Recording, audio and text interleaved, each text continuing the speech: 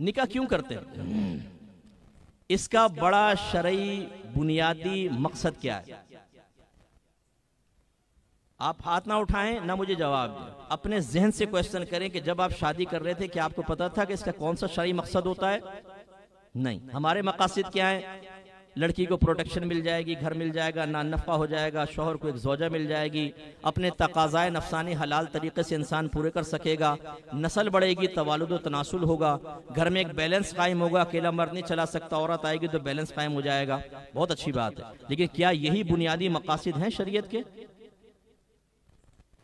دو بڑے بنیادی مقصد تھے۔ نمبر 1، سرکار نے ارشاد فرمایا کہ جو نکاح کر لیتا ہے وہ اپنے آدھے ایمان کو محفوظ کر لیتا ہے، شیطان سے آدھے ایمان کو محفوظ کر لیتا ہے، اب باقی آدھے کے بارے میں اللہ سے ڈرتا رہے۔ تو سب سے بڑا نکاح کا بنیادی مقصد ہوتا ہے انسان گناہ سے بچتا ہے، لیکن جس کو نکاح کے مقاصد نہیں پتا، بیوی گھر میں پڑی، اسے ٹائم نہیں دے رہے، رات میں پہنچ رہے ہیں 3 بجے دوستوں سے مل کر یا ادھر ادھر منہ مار کے، بیوی بیچاری راز دیکھ رہی ہے۔ حالانکہ میرے آقا صلی اللہ علیہ وسلم نے فرمایا آخری خطبوں میں، جس میں اہم ترین باتیں فرمائیں، اللہ تبارک و تعالی نے اس کمزور مخلوق کو، عورتوں کو تمہارے تابع کیا ہے، ان کے معاملے میں ہمیشہ اپنے اللہ سے ڈرتے رہنا۔ تو سمجھا میں یہ رہا ہوں کہ نکاح کا مقصد ہے۔ دوسرا مقصد کیا ہے؟ تعلیم و تربیت۔ یا ایھا الذین آمنوا قوا انفسکم واہلکم نارا وقودھا الناس والحجارہ، اے ایمان والو اپنے آپ کو اور اپنے گھر والوں کو جہنم کی اس آگ سے بچاؤ جس کا ایندھن آدمی اور پتھر ہیں۔ جتنے میرڈ پرسنز یہاں بیٹھے ہوئے ہیں، خدا را برا مانے بغیر ذرا سا سوچئے گا، سب سے پہلے اپنے آپ کو جہنم کی آگ سے کیسے بچائیں گے؟ علماء نے فرمایا علم دین سیکھیں، خاص طور پہ فرض علوم، نیک عمل کریں، گناہوں سے بچیں، آپ جہنم کی آگ سے بچیں گے۔ اپنے گھر والوں کو کیسے بچائیں گے؟ انہیں علم دین سکھائیں، فرض علوم سکھائیں، کم از کم نیکی کا حکم کریں، برائی سے روکیں، یعنی ایک تربیت گاہ قائم کرو۔ اور اگر نہیں کریں گے آپ ہماری بات سن کے غصے میں آ جائیں گے، آپ کہیں گے بہت نئی بات لے کر آئے، آج تک ہم نے نہیں سنی تھی، تو پھر میں آپ کو آپ کے نبی کا پیغام سنا دیتا ہوں۔ بخاری کی روایت ہے، سرکار نے فرمایا کلکم راعین وکلکم مسئول عن رعیتہ، تم میں سے ہر شخص نگہبان ہے، اس سے اس کے ماتحت کے بارے میں بروز قیامت کویسچن کیا جائے گا۔ مرد اپنے گھر والوں پر حاکم ہے، اس سے اس کی بیوی بچوں کے بارے میں کویسچن ہوگا۔ اس لیے جتنے میرڈ پرسنز یہاں بیٹھے ہوئے ہیں، ناراض مت ہوں، آپ کو کھڑا کیا جائے گا، بروز قیامت پوچھا جائے گا۔ نمبر 1، اپنے گھر والوں کو علم سکھایا تھا۔ نمبر 2، انہیں نیکی کا حکم کیا تھا، یعنی نماز پڑھنے کا کہا تھا۔ ایسا تو نہیں کہ فجر کے اندر تم بھی پڑھے سو رہے تھے، زوجہ پڑھی سو رہی ہے، بچے پڑھے سو رہے ہیں، اور پورے گھرانے کو کوئی فکر نہیں ہے نماز کی، شوہر سے حساب و کتاب ہوگا۔ کیا تم نے نیکی کا حکم دیا؟ کیا ان کو برائی سے روکا؟ کیا بیوی کو بے پردگی سے روکا؟ نہ محرموں کو گھر میں آنے سے روکا؟ جتنے یہاں ٹارزن ایسے بیٹھے ہوئے ہیں جو بیویوں کے اوپر روب جماتے ہیں۔ باہر اخلاق کا عالم یہ ہوتا ہے کہ سب کہتے ہیں جی سائیں کیا لے جائے آپ کا، اتنا اخلاق آپ کا، اور گھر میں دیکھیں تو سلطان راہی بنا ہوتا ہے، گنڈاسا لے کے پہنچتا، تھوڑ دروازے کو لات، ایک بچہ ٹیبل کے نیچے، بچی پردے کے پیچھے، کیا ہو بھئی سلطان راہی آ گیا بھئی، یہ تیری وہ مدر سسٹر ایک کر دیتا ہے بہن کی، مارنا پیٹنا، پاؤں کی جوتی سمجھا ہوا ہے، اور باہر نکلتے ہیں میں تو آپ کا خادم ہوں، بعض اس سے بڑھ کے سپرلیٹیو ڈگری، میں تو کتا کمینہ ہوں۔ او بھائی ڈاگ اور کمینے، تم گھر میں جا کے بیوی کے اوپر تو ایسے شیر ہو جاتے ہو۔ میرے آقا صلی اللہ علیہ وسلم نے فرمایا تم میں سب سے بہتر وہ ہے جو اپنے گھر والوں کے معاملے میں سب سے بہتر ہے، اور میں اپنے گھر والوں کے معاملے میں تم سب سے بہتر ہوں۔ تحدیث نعمت کے طور پہ بیان فرمایا۔ یہ کام نہ کرے خدا را، اگر آپ اپنی زوجہ کو پاؤں کی جوتی سمجھتے ہیں، وہ بھی کسی کی بیٹی ہے، وہ بھی کسی کی بہن ہے، وہ آپ کے بچوں کی ماں ہے۔ اگر ایک کمزور مخلوق آپ کے تابع کر دی، اس کا مطلب یہ نہیں ہے کہ آپ اس تکبر میں آ کر نبی کریم کی سنت کو ترک کر کے اس کے منہ پہ تماچے ماریں، اپنے بچوں کے سامنے اس کو ذلیل کریں، اپنے خاندان والوں کے سامنے اس کی عزت اتار کے بار بار ہاتھ میں رکھیں، تو پھر حساب کتاب کے لیے تیار رہیے گا۔ ایک صحابی نبی کریم صلی اللہ علیہ وسلم کے پاس آیا، یا رسول اللہ میرے غلام غلطیاں کرتے ہیں اور میں ان کو مارتا ہوں، میرا اور ان کا کیا حساب ہوگا؟ سرکار صلی اللہ علیہ وسلم نے فرمایا بروز قیامت تم دونوں کو ترازو کے پاس کھڑا کیا جائے گا، تیرے غلاموں کی غلطیاں ایک پلڑے میں رکھی جائیں گی اور تیری سزا دوسرے پلڑے میں رکھی جائے گی۔ اگر دونوں برابر ہوئیں تو نہ لینا نہ دینا، اگر ان کی غلطیاں زیادہ تیری سزا کم ہوگی تو ان کی نیکیاں نکال کر تیرے نام اعمال میں ڈالی جائیں گی، اور اگر تیری سزا زیادہ ہوئی اور ان کی خطا کم ہوئی تو تیری نیکیاں نکال کر ان کے نام اعمال میں ڈالی جائیں گی۔ وہ صحابی روتے ہوئے چلے۔ آپ اندازہ کریں بعض اوقات ہمارے بے تکلف دوست ہمیں تکلیف پہنچاتے ہیں، ہم اس لیے اگنور کر دیتے ہیں یار دوست ہے کوئی بات نہیں، لیکن اس سے کہیں کم درجے کی غلطی بیوی سے ہو جائے تو ہم اس کی ماں بہنیں کر دیتے ہیں۔ وہ بیچاری 4 گھنٹے چولہے کے سامنے کھڑے ہو کر گرمی میں جل کر ہمارے لیے کھانا بناتی ہے، اور موصوف کو کھانا پسند نہیں آیا، نمک تیز ہو گیا، مرچیں تیز ہو گئی، گوشت نہیں، تو بعض اوقات تو پلیٹ لے کے مارتے ہوئے دیکھا گیا، منہ پہ مار دیتے ہیں، پلیٹ اٹھا کے پھینک دیتے ہیں اور 4 گالیاں دے کر نکل جاتے ہیں گھر سے باہر۔ کیا کر رہے ہیں آپ؟ یہ اخلاق ہمارے نبی کو تو نہیں۔ تو جو ایسے ٹارزن بھائی تشریف فرمائیں، بروز قیامت ہوگا یہ کہ آپ کی زوجہ کھڑی ہوں گے اور آپ زوجہ کی غلطیاں ایک طرف اور آپ کی مار پیٹ گالی گلوچ ذلیل کرنا اور میکے چھوڑنے کی اور طلاقوں کی دھمکیاں دینا ایک طرف۔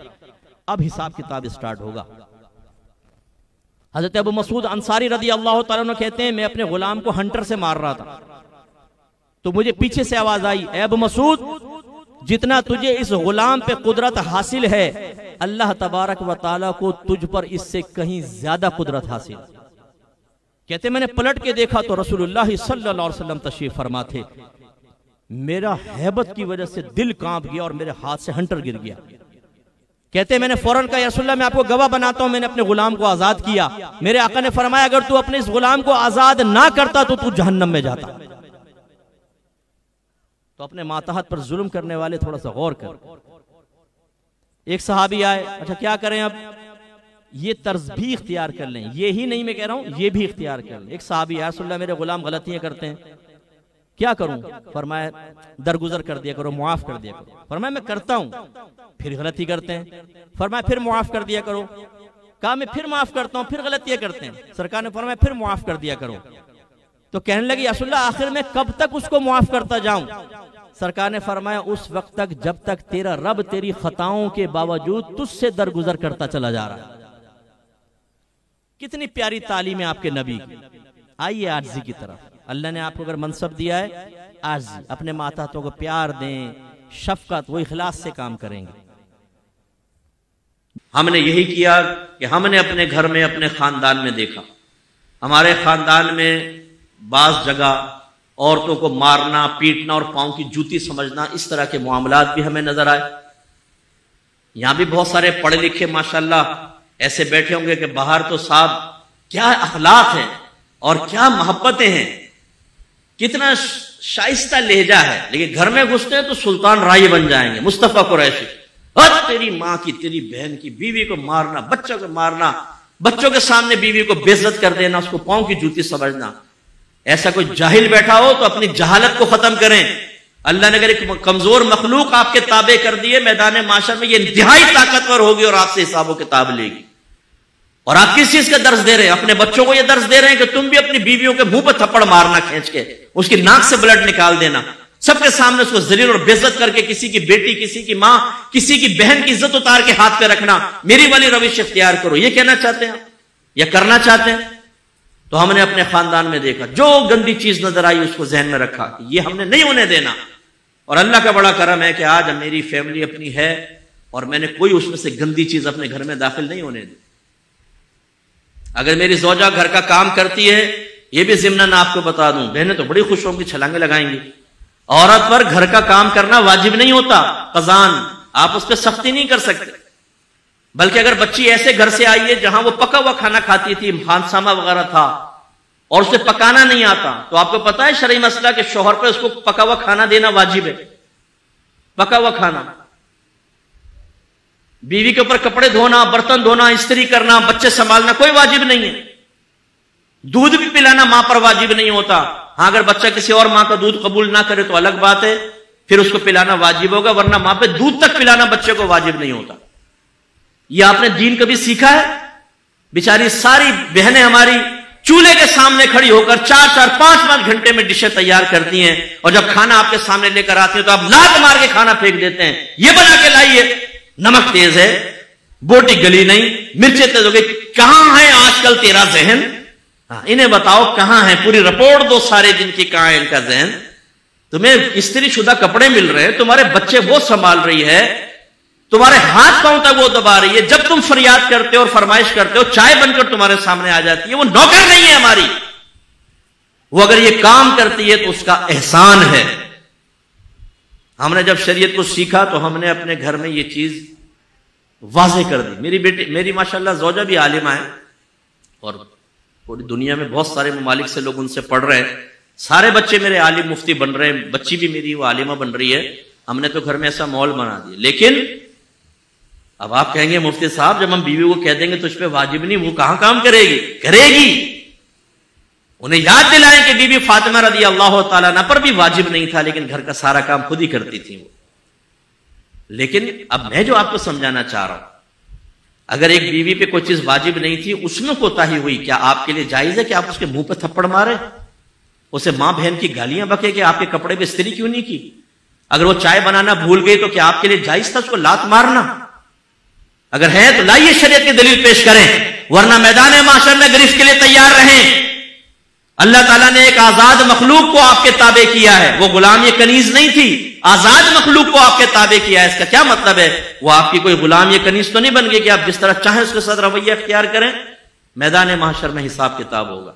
मेरे आका ने अपने आखिरी खुतबों में अहम तरीन बातें की। इसी से अंदाजा कर लेंगे कितनी अहम बात है कि सरकार ने इरशाद फरमाया, अल्लाह ताला ने तुम्हारी बीवियों की शक्ल में एक कमजोर मखलूक को तुम्हारे ताबे किया है। मैं तुम्हें तुम्हारी बीवियों के मामले में हमेशा तुम्हें अल्लाह से डराता हूं, तुम अल्लाह से डरते रहना, इन पर जुल्म मत करना। हजरत उमर फारूक रज़ी अल्लाह ताला ने कहा, सरकार की बारगाह में हाजिर हुई, या रसूल अल्लाह, जब तक हम मक्के में थे हमारी औरतें हमारे सामने बोलने की हिम्मत नहीं करती थी, लेकिन जब हम मदीने में आए तो यहां अंसार सहाबा जो मदनी थे उनकी अज़वाज उनको जवाब देती हैं, यानी कोई है बात तो कोई बदतमीजी नहीं, बहरअदब में रहकर। तो कल मेरी ज़ौजा ने भी मुझे जवाब दिया।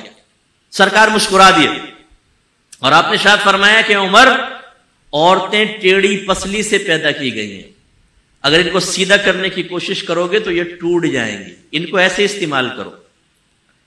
उमर फारूक रज़ी अल्लाह ताला अन्हु 6.5 फुट का कद, यह लंबे चौड़े लहीम शहीम, और आके कह रहे हैं मेरी ज़ौजा मेरे साथ ऐसा कर रही है। सरकार फरमा रहे हैं अल्लाह ने उनको ऐसा ही पैदा किया है। इससे भी जरा समझिए, बाज़ औक़ात ज़ौजा ऐसी ही होती है कि अगर वो फर्ज कर ले कि आपसे कोई बात सख्त कह दी, कुछ कह दी, आपके नबी ने कितनी प्यारी तलकीन की है, दर गुजर करो, अपने ये ढोले शोले बीवी पे मत आजमाओ कि जैसे उसने कहा एक थप्पड़ मारा उसके मुंह पे लकीरें छाप दी और चलो जी बैठ जाओ अब आराम से, अब आइंदा करके बता जरा तू, ठीक है आपने बदमाशी कर ली।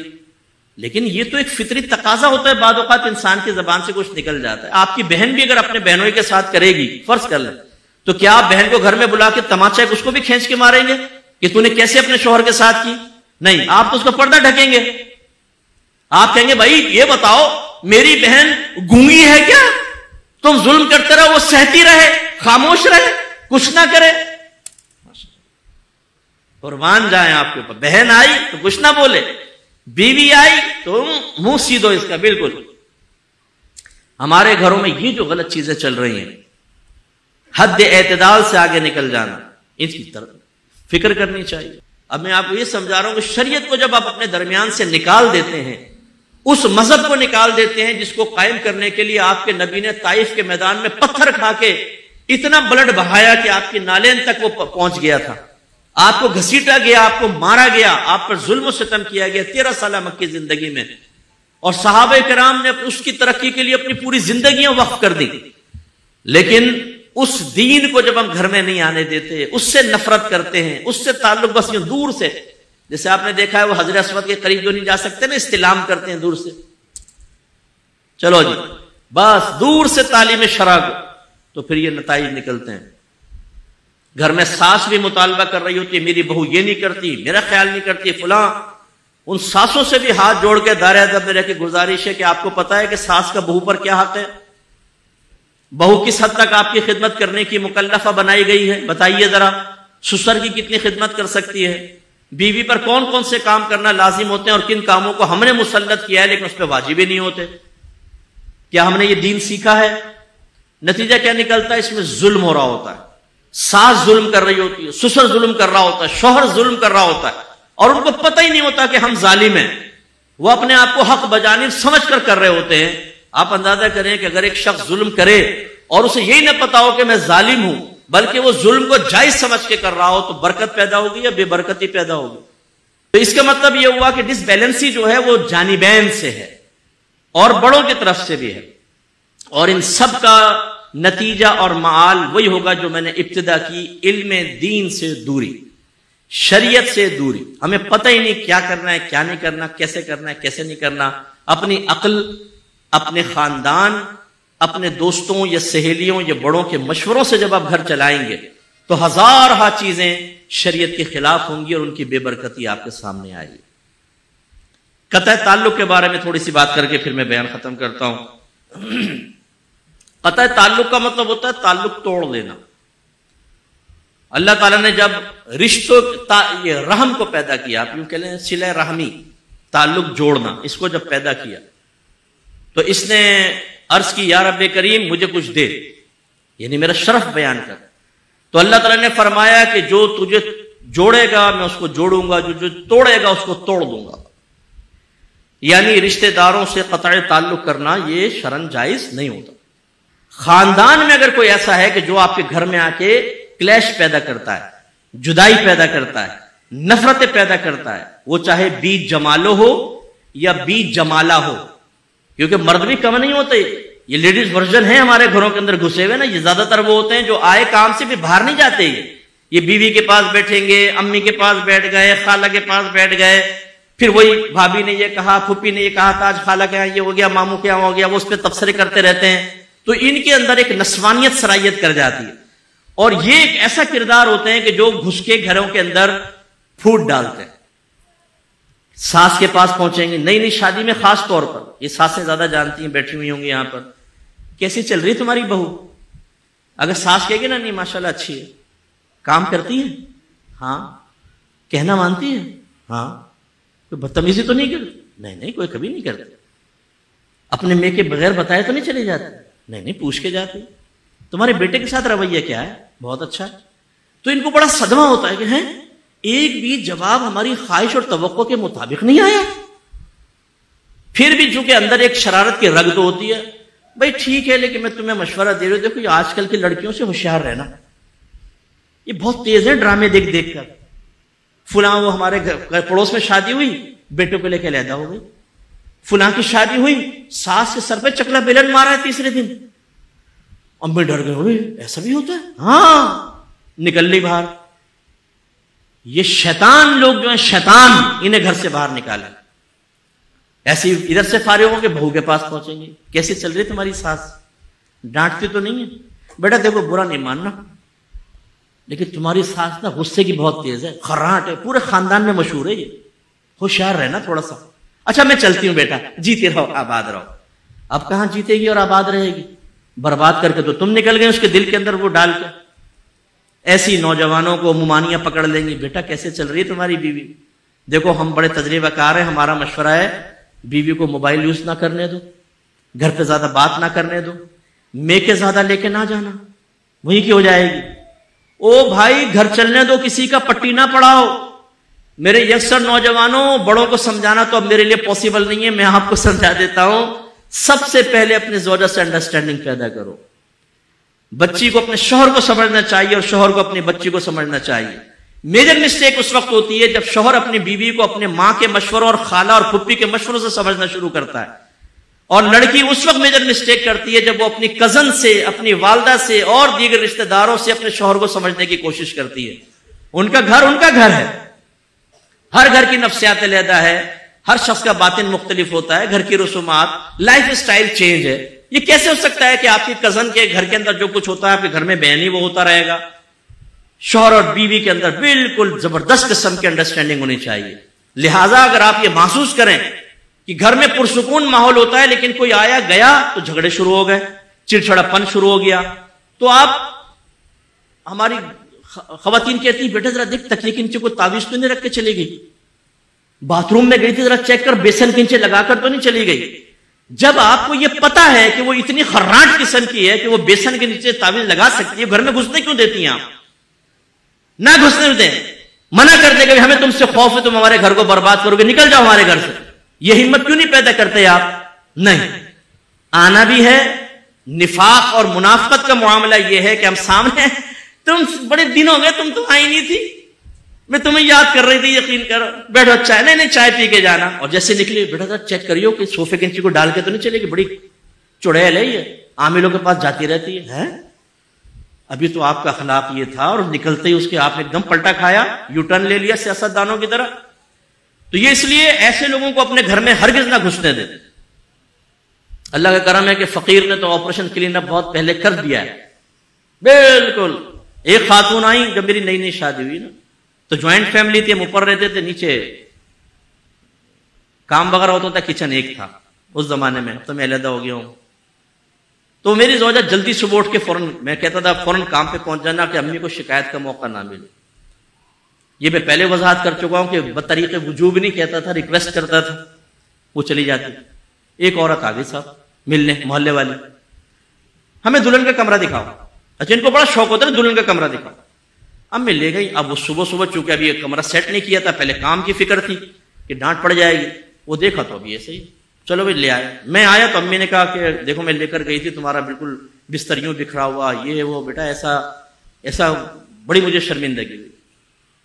मैंने कहा अम्मी मैं आपसे गुजारिश करता हूं आइंदा किसी को मेरी इजाजत के बगैर ऊपर लेकर मत जाइए। मैं कैसे अपनी जिंदगी गुजार रहा हूं ये मैं जानता हूं, मुझे अपनी बीवी की तरबियत करनी है, मुझे क्या करना। फिर मैंने अर्ज किया दायरा अदब में रह के अम्मी से, मैं बहुत, मेरी अम्मी मुझसे राजी गई हैं कि अम्मी ये मसला था, ऐसा है। लेकिन वो मुझे पता है वो कैसी औरत, चाबी भर के और निकल ली, यहां लड़ रहे हैं सबके सब। इसलिए बेटा जरा गौर से देखो, जब आप कभी बैठे हो ना, कोई फीमेल, बहुत सारे किरदार आपके इतराफ में दाएं बाएं बैठे हो, तो अपने मोबाइल को यूज करते करते कान लगाया करो, गौर से सुनो क्या कर रही है खवातीन। तो आप ये देखेंगे कि तीर चला रही होती ना, फुला ऐसी कर रही है, अल्लाह करके बेड़ा गरक हो जाए, फुला बड़े खुश रह रहे हैं, पता नहीं क्या पढ़ के बहू पे फूंक दिया है, कुछ भी झगड़े की आवाजें नहीं आती, ये तीरें चला रही होती है ना। तो होशियार हो जाएं, अभी वहां तीर जा रहे हैं, कल आपकी तरफ भी आएंगे। जो आपको गलत मशवरे दे रहे हैं वो आपके घर की खुशियों से कभी राजी नहीं होंगे। ऐसे किरदारों को बाहर निकालें। और अल्लाह ना करे कोई किरदार अगर ऐसा यहां बैठा है तो भाई हाथ जोड़ के गुजारिश है, बी जमाला या बी जमालो बहन, ये ना करें, खुश रहने दें किसी के घर को। अगर आपके घर में खुशियां नहीं है, रोजाना झगड़े हो रहे हैं, चिड़चिड़ापन है, मारपीट है, गाली गलौच है, खुदारा किसी के घर से अगर आवाजें नहीं आ रही, तो क्यों आप ख्वाहिश कर रहे हैं कि नहीं एक ही सफ में खड़े हो गए महमूद और अयाज, ना कोई बंदा रहा ना कोई बंदा नवाज, हमारी तरह ही होना चाहिए बिल्कुल। इधर से भी पलेटे टूटने की आवाज आए, उधर से भी आंख बहू की यूं दबी हो, इधर से भी नाक से ब्लड निकल रहा हो, तो मजा आएगा, हमें सुकून मिलेगा। अरे खुदा के वास्ते किसी घर को चलने, ऐसे लोगों से दूर कतई ताल्लुक करना वाजिब है। फिर जो हम एक कतई ताल्लुक करते हैं जो हराम है, वो है बगैर किसी शरई वजह के फकत अपनी जात की वजह से नाराज होना। जितने भी आपके रिश्तेदार आपसे नाराज हैं या आपने उनका कट ऑफ किया हुआ है, पहले तो उनकी एक लिस्ट बना लें। फिर मेरी गुजारिश यह है कि सबब इख्तिलाफ ढूंढे, हम क्यों नहीं जाते, क्यों मिलना छोड़ दिया, यह जरा उनके सामने लिखते जाएं। इसके बाद किसी अच्छे मुस्तनद मुझसे लेने चलें, अगर मौका मिले। मैं मुस्तनद अपने आप को नहीं कहता हूं, तालिब इल्म हूं, या मेरे अलावा कोई अच्छा मुस्तनद आपको मिल जाए, मुफ्ती साहब उससे मालूम करें ये शरणम ठीक कर रहे हैं कि नहीं कर रहे। इसलिए कि जो नफसानी ख्वाहिशात के ताबे होकर कतई ताल्लुक किया जाता है, ये हराम और गुनाह कबीरा है, और अल्लाह तबारक व तआला मैदान महशर में ऐसे शख्स को जहन्नम में डालेगा। हजरत अबू हुरैरा रज़ी अल्लाह तआला अन्हु दुआ फरमाने लगे तो फरमाया, हम में कोई ऐसा तो नहीं बैठा जिसने किसी रिश्तेदार से रिश्ता तोड़ा हुआ है, अगर है तो वो उठकर यहां से चला जाए, क्योंकि नबी करीम सल्लल्लाहु अलैहि वसल्लम ने शायद फरमाया कि जिस मजलिस व महफिल में ऐसा शख्स बैठा हो जिसने कतई ताल्लुक किया है, अल्लाह ताला उस मजलिस और महफिल की दुआएं कबूल नहीं फरमाता। अब हमारे यहां क्या होता है जी, बेटी का रिश्ता मांगा, मना कर दिया, कट ऑफ। हमसे सख्त लहजे में गुफ्तगू की, कट ऑफ। ہم گھر گئے تھے جی چائے کو بھی نہیں پوچھا، اب نہیں ملیں گے ان سے. یہ باتیں ناراضگی والی نہیں ہوتی، اس لیے آپ ضرور سبب معلوم کریں، اپنے گھروں کے دروازوں کو شریعت کے لیے کھول دیں. خدا را نہ نفرت کریں قرآن سے، نہ نفرت کریں حدیث سے، اپنے نبی کی تعلیمات کو بوجھ نہ سمجھیں، یہ آپ کو راحت میں مبتلا کرے گی، دنیا میں برکت آخرت میں برکت. کھول دیں اپنے گھر کو، ایک دفعہ تو چاشنی چکھ لیں. ایک گھر میں دال ہی پکتی ہے، مسلسل دال، وہ دال بڑے شوق سے کھاتے ہیں. ایک دفعہ کسی نے چکن ٹکا کھلا دیا، انہوں نے کہا یار یہ تو بڑی مزیدار چیز ہے، ہم تو سمجھتے ہیں دال ہی بہت اچھی ہے. معاملہ یہ ہے کہ ہم نے کبھی شریعت کا حقیقتاً ذائقہ چکھا ہی نہیں ہے، اس کی برکات حقیقتاً حاصل ہی نہیں کی ہے، کیونکہ شریعت گھر میں ہوگی تو ہوگا نا. جس دن یہ داخل ہو گئی اور آپ کے گھر میں برکات ہوں گے، اس دن انشاءاللہ آپ کہیں گے ہم کتنی بڑی نعمت سے محروم تھے. گھر میں آنے دیں. گھر کے جو سرپرست بیٹھے ہیں، زوجہ اور بچوں کی دینی تربیت کی ذمہ داری، انہیں نمازی بنانا، انہیں گناہ سے بچانا، نیکی کا حکم کرنا آپ کی ذمہ داری ہے. نہیں کریں گے آپ مجھ جیسوں کی لاکھوں کی باتوں کو ٹال دیں. نہ آپ قرآن کا حکم بدل سکتے ہیں، نہ حدیث کا حکم بدل سکتے ہیں. اور اللہ نے واضح فرمایا لا تبدیل لکلمات اللہ، اللہ کے فیصلوں کو بدلنے والا کوئی نہیں.